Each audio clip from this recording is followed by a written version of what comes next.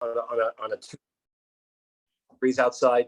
I could think of, I can only imagine when the blinkies start coming in. So I want you guys, I want to be informative, but I don't want to bore you to death. So that's right. We'll take it. When you start getting boring, we'll start closing it down. All right. How's that sound? Excellent. All right. So I'm going to introduce myself first, and then I do want to hear from you guys too, because I'm absolutely fascinated by what brings people into sports, and certainly what brings people into the not-for-profit end of sports. So my name is Danny Bernstein. I am, for reference, I turned 60 years old this year. I run an organization called Bckyard Sports, which is both a not-for-profit and a for-profit business. We operate in Westchester County, New York. And basically the mission and premise of the organization is to bring principled sports programming to kids who have resources, and more importantly, if not as importantly, to bring recreation and sport programs to kids from challenged communities, socioeconomically, and also kids with special needs. Because because before equity became a buzzword, I was a recipient of this equity when I was a kid many years ago, and I think it's a crime that kids without resources should be denied the wonderful opportunities and activities that we were fortunate enough to participate in. So that, in a nutshell, is what we do, and I'll get to the mechanisms prior to it. But my story very quickly is I didn't start off in this. I went to a liberal arts school. At 21 years old, I found myself in the garment business in New York City. I spent 2 years working for a large children's wear manufacturer. And then when I was 24 years old, I went into a family business. It was a third generation, don't laugh, but it's true. It's a ladies' lingerie business. And we were a small, medium-sized organization. We were responsible. My grandfather used to say, when the toilet flushed, we got wet. So we were responsible for everything, for sales, for marketing, for bookkeeping, for administration. And when I found myself at 30 years old, we had to shut down all our domestic factories. I thought that was the end of the road. And then all of a sudden, I found myself traveling to the Far East to source our product in China and the Far East. And I thought that was going to give my career and my third generation family business a lifeline. And it lasted for about 6 or 7 years. By the time I found myself at 40 years old, I realized that the garment business for a small, medium-sized organization was at a dead end.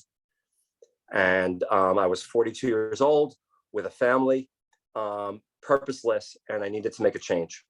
And so I was too old to go back to medical school. I didn't want to be an accountant. So rather than looking outside, I decided to look inside, and I thought about the things I really care about. And I hope to go around the room with you in a little bit. And I found the thing that I really cared about was sports and play. I was not a great athlete, but I was athletic.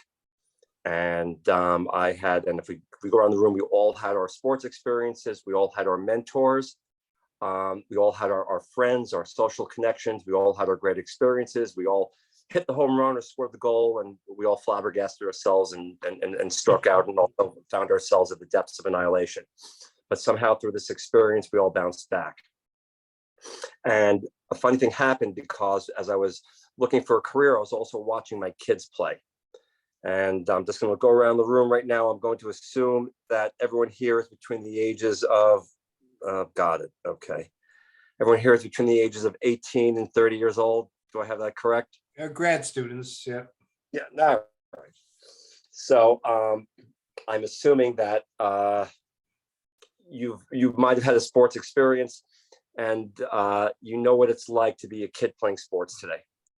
As a community and as parents, we are way overinvested in our children's athletic participation. And so this is 2000, I guess 3 or 4, and I was completely unprepared for it. So all I wanted to do was go out and kick a soccer ball and have a catch with my daughter and my son's friends.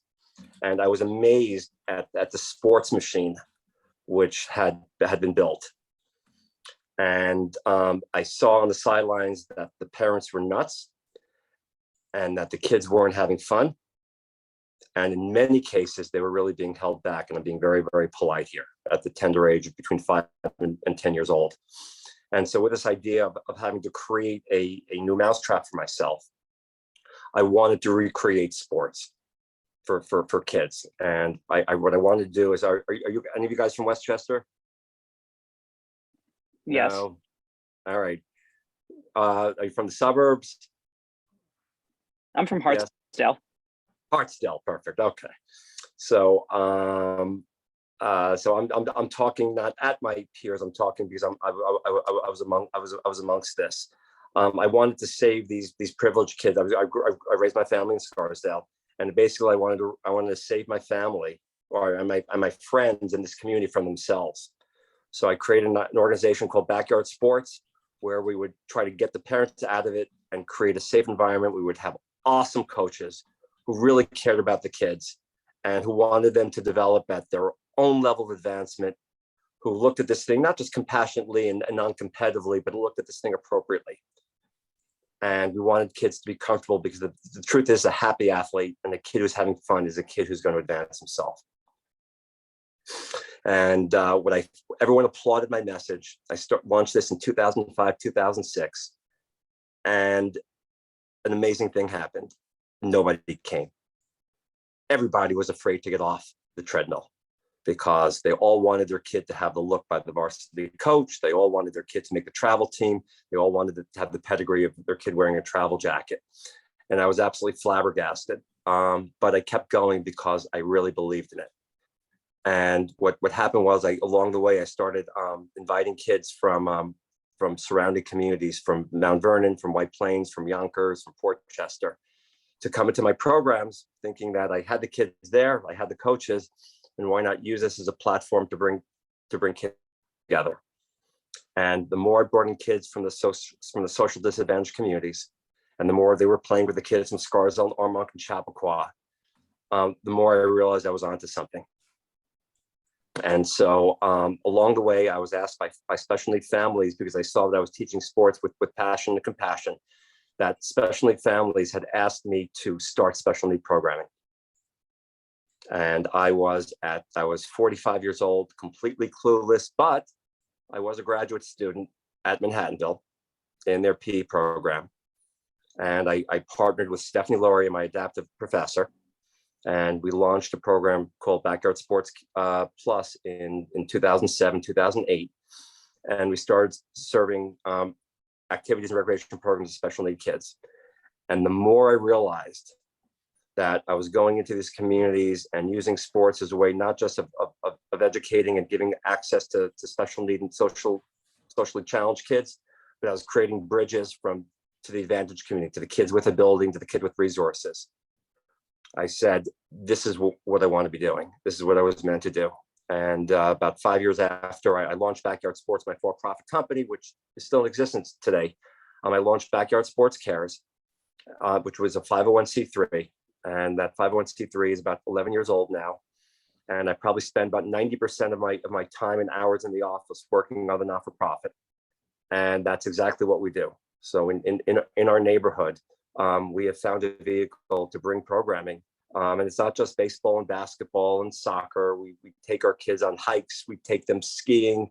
We've taken kids from an alternative to incarceration shelter in Mount Vernon on a fishing trip. We bring our kids upstate to the Adirondacks to go to a private summer camp in August. And basically what we've done is we've used sports and play as a platform to be a change agent in the community. And I know that's a little longer than my minute and a half elevator speech, but that's essentially what we do here.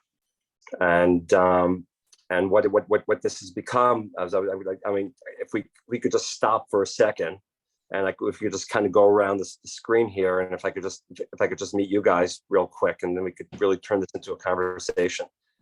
So would that be okay? Dave, so do you want to just do it over and 100%, man? So Nolan, do you want to start? You're at the top of my screen. Yeah, sure. So I was looking at your board of directors, and I have a question. So I see that all the board of directors for I don't want to talk at you. I want to talk with you. So just give me an idea of where you're from and So my name's Nolan. I'm from Emerson, New Jersey, which is in Bergen County, not too far from school. I did my undergrad at Manhattanville. Now I'm getting my master's, and I play also lacrosse at Manhattanville. And where are you playing? So you're playing at Manhattanville now, Yeah, and you're a graduate student or undergraduate student? graduate. Got it. Okay, so would you have an extra year of eligibility, I'm assuming? Yeah, Okay. because of COVID. Oh, but got it. Okay. And Jennifer, you're next on the Yes, hi, I'm Jennifer McCarthy. I am from Connecticut. I currently reside in Stratford. I did my undergraduate at Southern Connecticut in physical education, and I played women's lacrosse there. I actually got my master's as well at Southern Connecticut. I currently work at Manhattanville. I am the You're- coordinator. Are you a grad assistant? You're working in administration. I work in administration. I do intramurals, recreation, and compliance there in the athletic department, and I'm currently getting my doctorate. In sports. And In the program at Manhattanville, it's educational leadership, focusing in higher education. that is awesome. Congratulations, Thank you. Rachel. Hey, Danny. I'm Rachel Valarelli. I'm the head coach at Bard College and the assistant athletic director. We've interacted before, but I was late on the call for Able Lacrosse. I'm the director of volunteer engagement. And I sit on the right. That's why you always have to behave yourself, because you yes, never know what. I try. That's right. I'm in the master's program here at MVille. I played at UMass and got my sport management degree from UMass Amherst. I don't know. I do like 50,000 other things. I do run a club program, but I understand I'm also involved in the, oh my God, this one's here and that one's over there, and the rat race. And I'm like the most unclub director of club directors is what I like to say, but it's crazy town. And it's funny because if you speak to any parent, they will always identify that I'm not that parent, and it's amazing. But if you looked at their deeds, never mimic their actions and their talk, and I'm sure you see that all the time. But it is very difficult to be a parent, and I'm an ex-parent. I still am a parent. My kids are just older right now, but we're all under a lot of pressure, and so and the sports thing has just been such a distraction and detour to how we raise our kids. So I always give them the benefit of the doubt, but the best we could do is just model good behavior for them. So thank you for being here. Hi, Tabitha. Hi, I'm Tabitha Rice. I'm from Syracuse, New York. I got my undergrad at St. John Fisher College in Rochester, and then my master's at Buffalo State College in higher education. And then I'm in this program for the advanced certificate for the sport manager. Are you in Westchester, or are you upstate right now? I'm in Westchester. Okay. Very nice to meet you. But yeah, looking to go into athletic academic advisement. Hi, Leanna. Hi, nice to meet you. I'm Very Leanna. I just graduated at Manhattanville with my undergrad in May with psychology and sports studies, and I'm also in the 4+1 program here for my master's, hoping to graduate next year in May. I did like a whole paper about like youth sports and why they're so important for like self-esteem and confidence and things like that. So I'm so interested in your organization. I think it's great. Right. Thank you very, very much. So I was kind of rustled into this because I think what Dave wanted me to do is he wanted me to, oh, sorry, there's one more.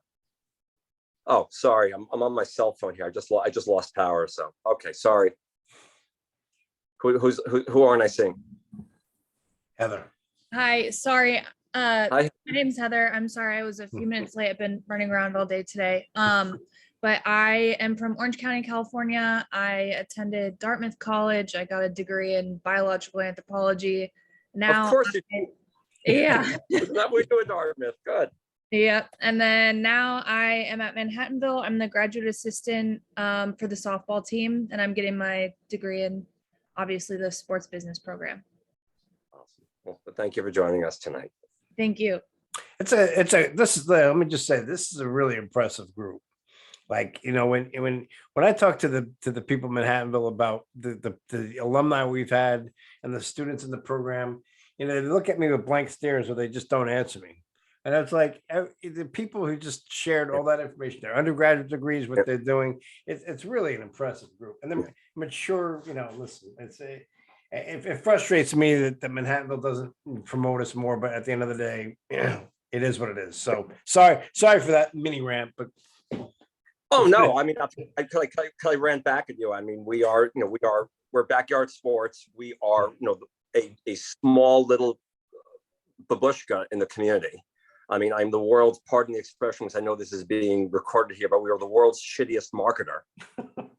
But yet we go out every day and we all we want to do is make a difference. We just want to keep moving the needle forward. And a very interesting thing happened, because this thing didn't happen to me when I was 25 or 30 years old. And my foot was down on the accelerator and I was climbing mountains every day. I found my throat in a transitional change in my 40s. And so I came to this with a completely different set of perspective. The idea of having to be the biggest or largest or having a metric to gauge the success of my organization, that was completely out the window. All I wanted to do at the time was survive and find a new identity for myself. And so, the idea of being an executive director and development director for an organization, it almost makes you laugh, because I'm supposed to raise money. And the last thing in the world I do is count, because I think it was Freud that said, no, the important things in life that count can't be counted. So here we are operating in Southern Westchester, off everybody's radar. But I couldn't be happier with what I'm doing. And I couldn't be happier with the people I've been able to meet over the past 10 years. And to be, in terms of a metric or a rubric of success, and just the fact that someone took enough interest, to invite me into a Zoom room, just to discuss my career, to me, that's better than any holiday or Christmas bonus, because what I'm doing is, as you said, all you guys are, you're on a path right now, and you're all passionate about what you do, and what you do over the next couple of years, either the 5 years or 10 years or the 20 years, it's all part of this, incredible journey. And that's all I really wanted, to really come and share with you tonight, because I could talk to you about fundraising mechanisms, and I could talk to you about how we target our audiences and stuff like that. But that's going to put you to sleep. And no, but we got to learn that too. So yeah. But what I really want to do is just impress upon you that the best secret sauce that we have. We're about a $500,000 organization. I pay all my coaches, because if I ask a coach to volunteer and it's a 6-week program, I might get them for 4 weeks, but I need them for week 5 and 6. And if they're volunteering for the first 4 weeks and then they tell me that their grandmother's coming in, I got to respect the fact that they were there, but I need them there for weeks 5 and 6. So I've learned, pay the coaches. Let them know. Yes, it is a sacred responsibility to help your community, but people also have to put their food on the table. You have to understand the people that you get involved with. On the same token, we rent our space at Purchase College, right next door to you guys. I never have asked the athletic director there for a favor, right? Because if I ask him for if I ask him for a favor, every time I pick up the telephone, he's going to look at me like I'm asking for another favor, and I need the space, especially at 9 o'clock on a Sunday morning when every basketball and volleyball organization in Westchester wants space. So I've learned money is important, and it has to be, it has to be regarded, it has to be considered. So, the idea of bringing resources into our organization is very, very important. But what I did find is that we've got a great story. Everybody loves sports and play. And you guys aren't there yet, but and what is it you really want for your kids? I mean, we see parents, you see it in the lacrosse programs. I mean, when my kids were didn't pick up a lacrosse stick until they were 7, 8, 9, 10 years old, and they were playing one season a year.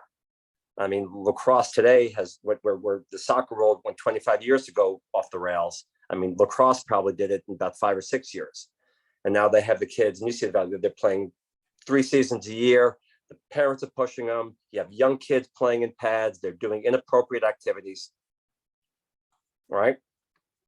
And yet what do parents see? I mean, parents want their kids to be great kids, and unfortunately sports has kind of distracted them.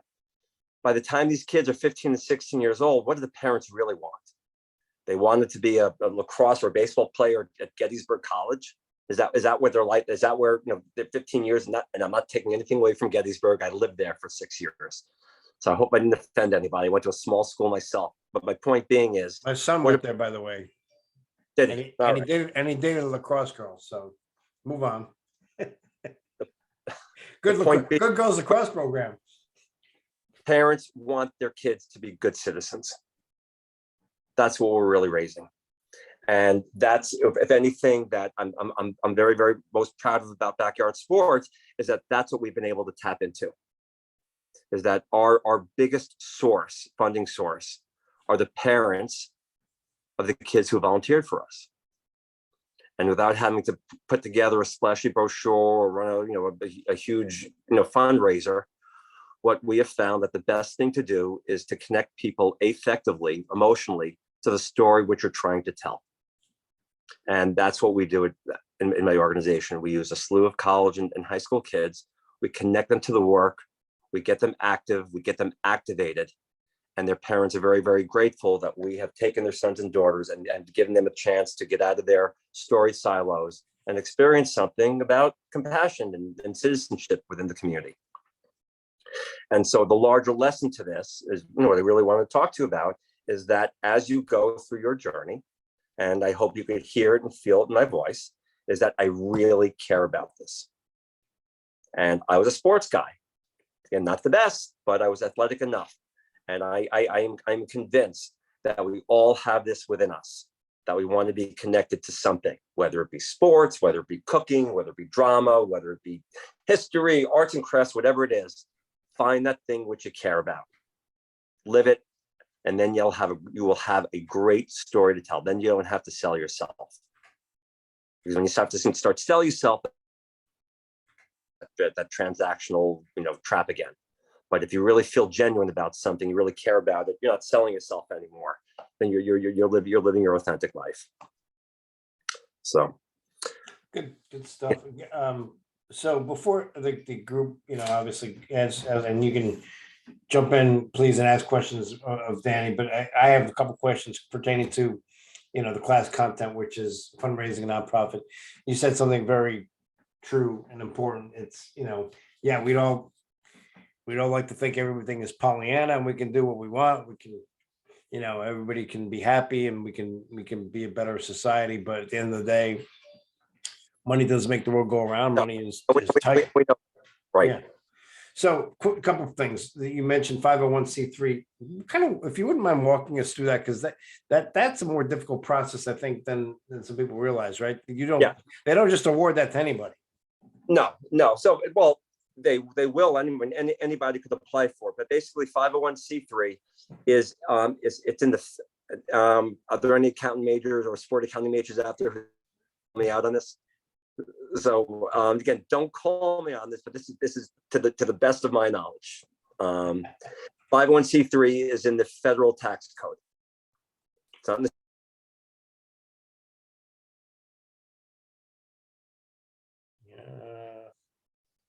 grants you not-for-profit status. So what you could do is you could actually collect money from an individual or corporation, and they get to write it off as a charitable contribution. So a 501c3 gives you the ability to send a letter to a donor and say, thank you for the $100 or $500. No gifts or money were received in exchange of this gift. And this allows you to give that letter to your accountant to write off the contribution. So you could do that with Backyard Sports. You could do it with the American Cancer Society. You could do it with, Rachel, are you guys at 501c3? Able Lacrosse is pending. You're pending, right? So that's also an answer to the question. So you don't have to be a 501c3 to operate as a charitable organization. I mean, you could be a do-gooder without the 501c3. But if you are going to raise monies, you need to have that 501c3 in your docket. So again, but it's part of the federal tax code. It doesn't give you any added pedigree. And again, a lot of people operate without it. I mean, all these kids who, basically go, door to door selling lemonade for a cause, they don't have a 501c. That, that the $5 the parents going to pay for the lemonade isn't going to give them the tax deduction, but you could still operate as a not-for-profit without being on having the federal tax code 501c3. Couple things, Danny. One, you're breaking up a little bit probably because of the connection, and the other thing, so and we do have a hand raised here. Heather has her hand raised. Okay. I was just gonna ask, like, does having a 501c3, like, does that help motivate like bigger donations so that like if companies know that they're gonna get like a tax write-off from it, does that help to motivate for bigger donations? That is a great question. Can you guys hear me? Am I breaking up? There you go. I'm good. Okay. So if you're going to write for a grant or apply to certain foundations, they will require that you need a 501c3. But if you're operating on a local level and people believe in you and you tell a great story, that 501c3 means nothing. Chances are most people aren't going to even understand what a 501c3 is. They're not going to ask for it because they trust you. But when you start reaching outside your inner cadre, and you have big, and you have plan in your 2 to 3 year, 5 year plan to scale out, it's not a bad idea to have, because yes, it does give you a certain pedigree, certain amount of respectability. Okay, thank you. It's interesting because, I worked for the Football Foundation, which was a 501c3, but for years, I don't think the NFL, I don't know what they were operating as a nonprofit, which if you think about it is totally. Yeah. Which is fascinating because most do have a not-for-profit wing. I mean, the NFL has their Play 60. Yeah. The NBA has NBA Cares, which I kind of knocked off the title from NBA Cares because I was very impressed with the organization. Let's see who else is out there. Madison Square Garden has their Garden of Dreams. And it's all, and I will say it is absolutely fascinating the way all these organizations use their not-for-profit organizations as a means of marketing themselves, without insulting anybody. And I hope they're not going to take away my season tickets. But I found that the Garden of Dreams, which operates under the auspices of MSG, is they will not run an event unless they can't sell jerseys or tickets. Anytime they run an event, they want maximal coverage. Yeah, this is what kind of ticks me off about the career fairs they run too. They run these career fairs under the guise that, hey, come to Madison Square Garden for a career fair, and you gotta, or the Nets even, they all do it, and it's all BS because they want you to buy a ticket to the game that night, or something, right? Or there's some PR associated with it too. And I find NBA Cares to be a very, very genuine organization. The NFL Play 60, it's legitimate. I mean, they get these players and they go into schools and they give out a lot of swag, and the players are very invested. But I find that Play 60 is a very one-off organization. I mean, they might go into an area or a school and they'll do a great event, but you don't see Play 60 staying in the city of Mount Vernon, continuing the work after the event disappears. So in other words, they'll bring the attention and they'll create the opportunity for the kids to meet their favorite players, and the players might spend a little bit of time, but they're not vested. The best thing I ever heard was because the Stern School in New York has I think they have a not-for-profit wing also in the business program, and Paul Tagliabue was their guest speaker a couple of years ago. They had a forum on not-for-profit work, and it was absolutely fascinating because his line to everybody was, you could do good and you could do good business. You could do good and you could do good business. And I think he was really sincere about that. But I will say there aren't many people who I have found in my limited journey who have been able to really commit themselves to both. It's tough. It's, you're constantly distracted, and you have to come to this at the, at the appropriate time in your life when you want to do this work. It is possible, but you really have to be invested in it, and you have to make that kind of personal and moral commitment to it, and seeing the community around you. I don't think corporate America, at least in sports corporate America, has really invested themselves as of yet. Interesting.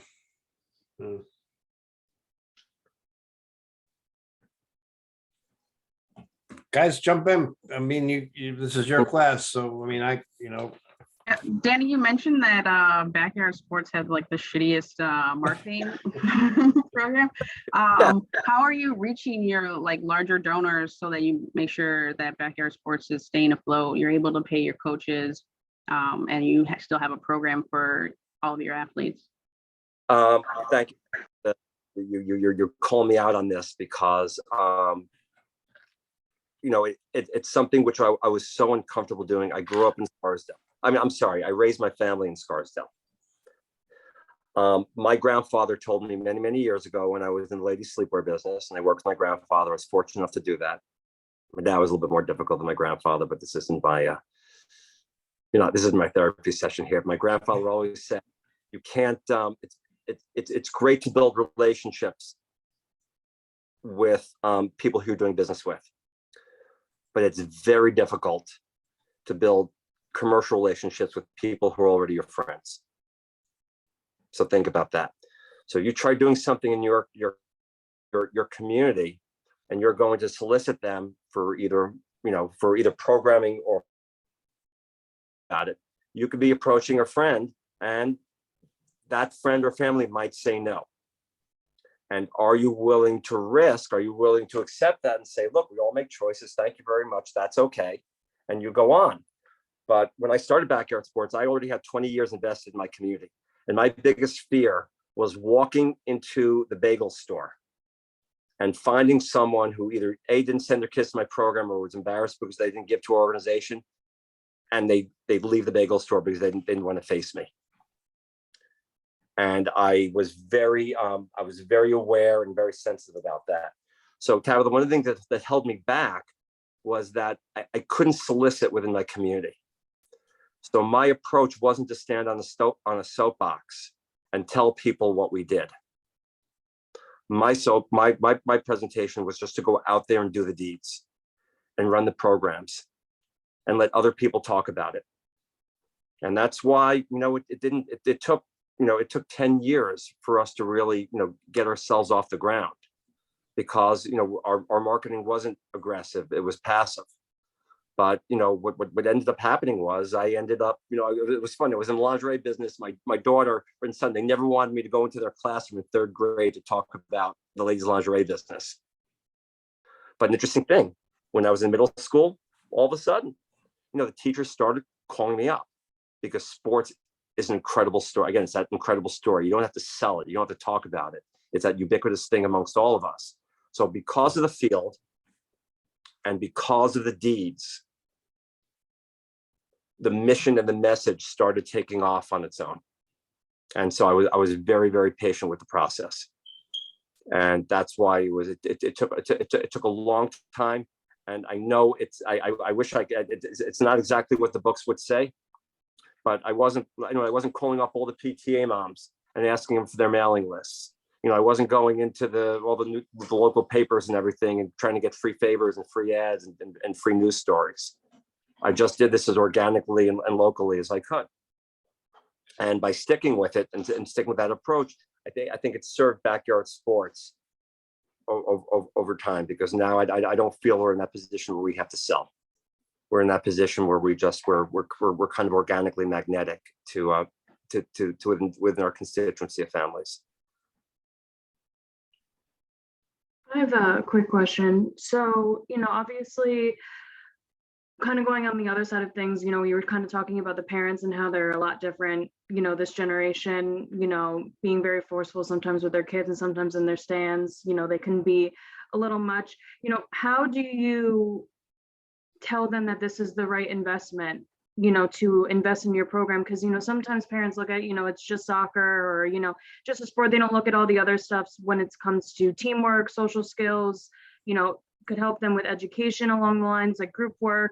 How do you get them to invest in your, you know, your sports team program? That is an awesome question. And I heard this from, oh my gosh, my memory's getting, but parents are not bad people. Like, and parents are just, they are distracted, especially, you know, young parents, because look at the modeling that's set for them. I mean, when they're, you know, when they're, and even if they're decent parents, and the league is a decent league, what happens when those kids play somewhere else? You can't immunize your parents from bad behavior or the behavior of other people. So what I found is, and not everyone is going to get the message right away, and not everyone's going to get the message ever. And what I found, Jennifer, is you have to be prepared to say no. You know, this might not be the right program for you, because that is so antithetical to sales, right? Because what you want to do is you want to get inside their grill and you want to convince them and you want to beseech them. I think when you're really true to your message and you really believe in it, you know, the idea of saying, this is our culture. This is how we do things here. We welcome you, but if you're going to come into our community, this is how we behave, and this is how we operate. And you know, maybe I'm on a different perch in my life right now than I was, you know, 20 years ago, where I could afford to say that. But again, I go back to this thing. It's about living those things which are true to who you are, though. And I really believe you can launch a successful career by caring about what you do and believing in those things. And I found that is the best way to handle parents, because there's always going to be that parent who's going to yell louder than you.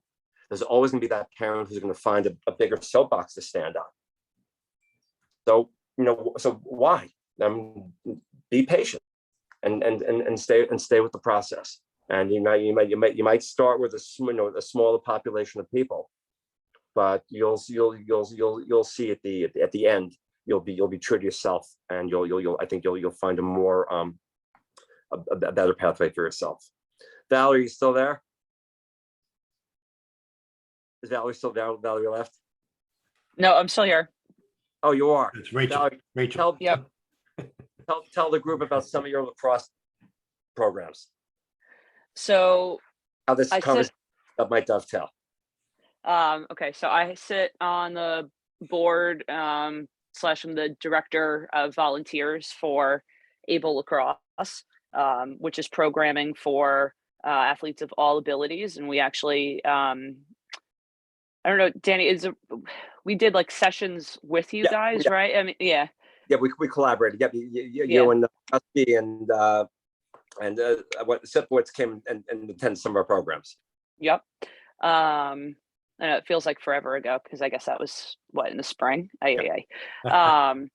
So that's something that I'm super passionate about. And we work with athletes that have again, we talk about it in a frame of all abilities versus talking about the disability, because you want to emphasize the athlete versus, you know, these are things that make them different and make them stand out. But we've worked with athletes that are wheelchair bound, severe ADD, ADHD, but Valerie, all that kind of stuff. Talk about the volunteers and lacrosse players. What kind of families do those kids come from? The volunteer lacrosse players. Well, for the most part, it's kind of like the Scarsdale, the Yorktown, those kinds of places. And talk about their athletic pedigree and trajectory prior to your organization. It's a lot of club kids. Kids that play club lacrosse, high level high school, And I mean, but I was a high school coach too. That's kind of how it is now, is like, if you Right. don't play club, the pressure to not play, well, the pressure that's put on you that you won't be selected or anything like that for varsity. I played when I was the head coach at Greenwich High School years ago. I played kids that didn't play club, didn't do those things. And the conversations that the AD had with me and that parents had with me, I got calls at 6 o'clock in the morning. You really want to do this? You want to play that game? I'm like, it's who's better now and here. I just find like all that pressure and stuff very interesting. It's like, I don't know. I started playing in the backyard, doing fun things. Like that's But how I got what going. kind of impact do you think these programs have had on those kids, though? It's been great. Any volunteer that we've had has loved it. And they go back and they want to grow able lacrosse or have sessions, where they live and where they are, that's more local to them. It's really cool. Right. And why do you think that is? Just because they got kissed by the Mother Teresa bug, or what do you think is going inside their heads? I don't know. I think it could be a little bit of everything, right? You don't know how people are motivated, but I don't know. For me, I can only speak for myself. Sorry, my dog knows I'm talking to other people and not her, and she gets a little upset. I can speak for myself on like why I got involved with ABLE. It's like, one, I have a cousin who is autistic, and two, I just love being able to give back, whether it's through my own business or things like that. It's like, yes, it is a business. It's what I do, but at the same time, if I can, work with somebody that maybe can't afford it or do those things, I love to have a positive impact on people and work with and grow the sport and build people's confidence for the future. Because I think at the end of the day, that's what sports is for, right? I mean, I played pro men's lacrosse. I've played pro women's lacrosse. I could tell you we don't make much money. So even coaching, you don't make that much money. So the reality is it's like, you got to love it. And like you were saying, really be tied to it for it to mean something. So I don't know. That's why I do it. I love having a positive impact on people and making, making their day, as simple as that sounds. But right. No, I know. Yeah. That's exactly what it is. It is very simple. And I'm just going to throw on, I'm going to be generous here. I'm going to throw on 35 years on top of your story, is that, not only do I think we're all hungry for connection. And I think, in the prism of even Valerie's lacrosse players world, I think we're all hungry for some sort of connection. The idea is, how do we find that platform? How do we find that bridge of connection? And I think why these sport programs work is because we're taking kids between the ages of 14 and 18 years old, and we're toggling that switch in them, and that we're showing them that you could get involved and do something. Because when we look at community service, just like business, you see business as a zero-sum game. If you're going to go negotiate a price, if you're going to get more money, that means someone has to give up more money. Or if you're going to pay more, that person benefits at your expense, and it zeroes out. And we grow up with that mindset. The fact is, in this kind of work, it's not zero-sum game. Everybody's working together. And if you could take a 14 to 18-year-old person and show them that they can make a difference in their world, not by sacrificing, not by going out and collecting sneakers or delivering sandwiches at 12 o'clock at night, by making a sacrifice, by doing something they enjoy doing. And what this sports thing does, what I found over these years, is that we have been able to take our teenagers and show them that they could get involved in the community and they could connect, not by making a sacrifice, but by sharing what they love. And that's the key in telling a story. And that's how we tell the story with our parents, is that we've kind of, the work does the parenting that the parents only want to do for themselves. They want to raise good citizens, but they only talk about it. They lecture about it, they show about it, how fortunate are we. But this thing with getting involved in your community by doing something that you really love to do, that's the magic. And I think that's what organizations like ABLE Lacrosse do. They take lacrosse players who are on a very single trajectory, and they expose them to the world around them by just getting involved and doing what they love to do.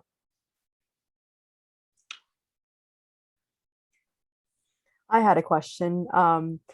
are you thinking about expanding past Westchester County, or are you thinking about staying pretty local? When I started Backyard Sports in 2006, I had this vision. You don't have these today, but I had a yellow tablet paper, not an electronic tablet, but a real tablet with paper and stuff like that. And I put all my business plans on there. And I did my models and what it would look like in 3 months and 3 years. And by the time I got to page 15 of my yellow tablet with all the doodles and everything, I had this idea of selling Backyard Sports to Nike. I thought we were going to franchise it, and I thought we were going to grow it. And I thought Backyard Sports was going to be this franchisable, replicable model. And that was 15 years ago. And Leanna, what I found out today is that I am very happy being in my own little backyard here, our 25 little radius miles of Westchester County. So in terms of replicating and expanding and scaling, I only hope it does happen. And I hope it happens with the next generation of leaders, which we're cultivating within my organization right now. Because this is not about me. We're all part of a chain, and the chain continues beyond us. And so if the people below me or coming up right now thinks that this can be replicable and scaled, I'm going to be there, and I'm going to be their biggest fan. But as far as I'm concerned right now, I'm very happy. Right now, I'm in 102 very cozy square feet, and we're in the 5 underserved areas of Westchester, and our special need programs reach out to as high as LaGrange, which is on the northern end of Westchester. We get some kids from the Bronx, and I'm pretty happy with that right now. But stay tuned. Yeah. I have Go ahead. I'm sorry. So it kind of goes into what you were saying right there. I saw when I was on your website, I saw you partnered with Amazon Smile. So I was wondering how you ended up partnering with them, and as you said, you wanted to sell it to Nike, but I was wondering how you are working with other big corporations like Amazon. Yeah, well, that's just it. We're not. Amazon claims to be they are the world's largest donor through Amazon Smile. Every year from Amazon, we get about $84.26. So, what taught me was that, look, they're very, very anyone could sign up for Amazon Smile. And then, of course, the idea is to go out and to your population constituency and tell people, go on Amazon Smile. Here's our matrix number. And, for every 1%, which they buy on Amazon Prime, it comes back to you. But, that became a very good sales mechanism. And, there are tens, if not hundreds of thousands of people doing the exact same thing. And so, there is a place and time for corporate America and for organizations to do very, very well within that framework. We are much better with the small family businesses within Westchester, whose local employees will have kids in middle school and high school who are volunteering, who will hear about our programs. They might be at a church service or a temple service, and some kid will tell a story about their community service. That's the best way we have found that we get our work out. It's just, again, it's how do you find that direct audience to best tell your story. And so we found by doing that on a local basis is much more impactful to our work and to our programs. Awesome. Thank you. Do you have any advice for, if one of us were to, start a sports program like that and, take out, a nonprofit, is there any advice that you have for us or any unique challenges that you've went through that you could kind of share with us?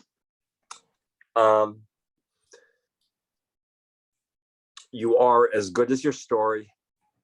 You are as good as your belief. You're as good as your relationships with the people that you're working with.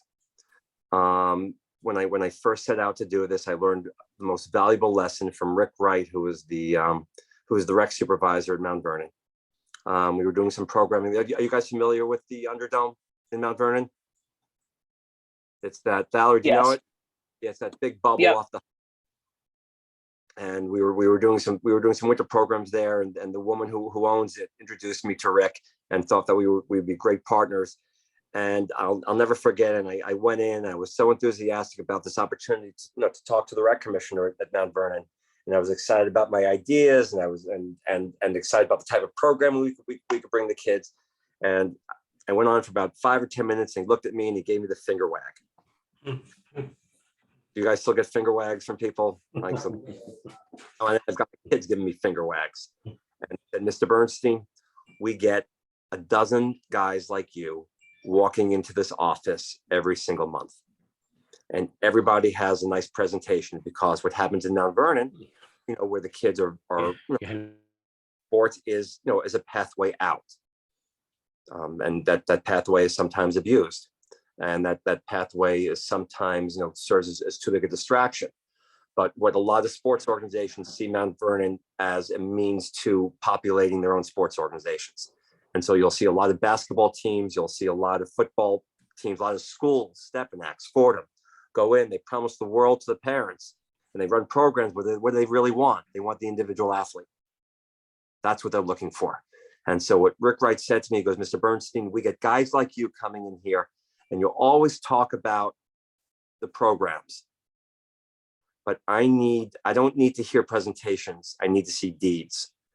I need to see you back in my office next week. I need to see you back in my office next month, because don't forget, I run programs not just for the top 10% of Mount Vernon athletes. I run programs for 100% of their kids. And what it was telling me is that most people, a lot of people, especially in the sports world, are bad actors. And so the best piece of advice, that I received was by not being afraid to explore the relationships within the community, but listening to what people have to say. And even though you're going in with the right intentions, Jennifer, you have to consider your audience, because your audience doesn't know that. And so when you're going in with solutions, when you're going in presentations, always go in, not through your own eyes, but through the eyes of the people that you're meeting with, and not solving your problems, but solve their problems, and demonstrate that you're listening to the people that you're speaking with. And that is the best way to establish those connections. And that's probably, I know it sounds artsy fartsy, but it's the biggest challenge that people have, is that they get so excited about their ideas, but they stop being good listeners, even with good intentions. Appreciate that. Thank you. That's great. That's great advice for anything, not just for what we're talking about here, but that's, I always say, God gave us 2 ears and 1 mouth for a reason. Yeah. We should, pay attention to what people are saying and listen, and that will alleviate a lot of the problems. But, and I didn't have a choice, don't forget, this was my second career. Yeah. I had my ass handed to me. Yeah. So I was down looking up.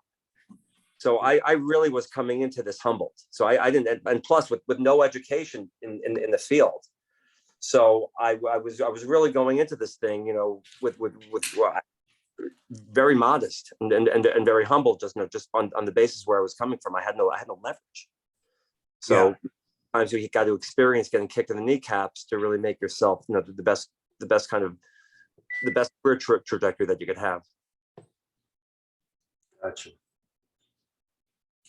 Any other questions for Danny while you have them?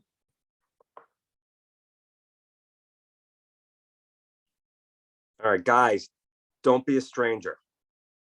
I'm local. I'm right around the corner from you. I operate out of Purchase College, and schools and from all over. I'm always looking for awesome young people. And if you're interested in continuing the conversation, I'm a very easy find. And you have a Manhattanville graduate of one of our program helping you out very seriously, right, Dylan? Absolutely. Yeah. One quick question from me. We met and had lunch maybe a year and a half ago. I don't know how long ago. And your colleague, I can't think of his name, but you talked about a program that was pretty exciting. Did that ever get off the ground? It was very fascinating. So we work with a shelter in Mount Vernon called Youth Shelter of Westchester, and they are an alternative to incarceration. So these are young men who found themselves in the system. The judge and DA said, "Look, if we keep you in jail, you're going to become a criminal. So if you're here, not because you're a bad person, but because you made bad decisions. So they created this 12-bedroom residency in Mount Vernon, and they had everything there they needed. They had counseling, they had career orientation, they were giving them the GEDs. One thing they didn't have is recreation. So we went in and we started taking the guys out and we started exposing them to sports, giving them all, the confidence, the resiliency they need, exposing them to ways in which they could enrich and have fun and know that there are people out there who cared about them. So about 2 years ago, we came up with this idea of reaching, not just exposing them to activities, but also using it as a career path, saying that a career in sports doesn't have to be a lottery pick. There are other ways to get involved with the sports field. And so we wanted to give them coaching education so they could go out and become coaches in local organizations. And a very interesting thing happened, Dave. Bail reform raised the age. So these kids we were working with, who were between the ages of 16 and 19, now they're between 20 and 24. And the whole tenor of the program has changed a little bit. And so because they were the 17 to 18-year-olds weren't going into prison because they were going back out into their homes, into the streets. They weren't being identified. So the people we were getting were a little bit more hardened and solid in their ways. Gotcha. So the timing of our launch is thrown up because we really got to dial this one back. It's a different population of people which they have within the shelter right now. Yeah. Which again, yeah. Solid concept. Yeah. Yeah. All right. Danny, listen, thank you so much. You're the best. We love you. And hopefully these guys take advantage of what you had to share. I'm sure they will. They're a smart group. So I hope you guys, thank you so much for creating time and space for me. I really appreciate it. And thanks, Danny. All right. See you, bud. Take care, Dave. Thank Thank you, you. Danny. So, guys, Good night, if you just a second, if you don't Thank mind. you. So if you guys wouldn't mind, just give me a recap. I'm quality over quantity. I don't need 15 pages. Just a little recap and your thoughts. I'm kind of interested really more in your thoughts about what he had to share and what your thoughts are on that part of it. I would like to do another call next week. I'll let you know with somebody from the V Foundation. You guys looked at that video and I got some good feedback from that. So any questions for me? All right, make it easy on me, guys. All right, everybody well, everybody stay safe, stay cool, stay happy. And I thought Danny was great. So thanks for coming on. Thank you again. Bye-bye. Oh, hey, see ya.